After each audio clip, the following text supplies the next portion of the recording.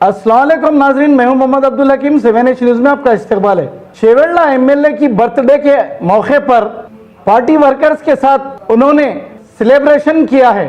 आइए देखते हैं इस मामले पे हमारे नुमाइंदे मोहम्मद इम्तियाज की ये रिपोर्ट।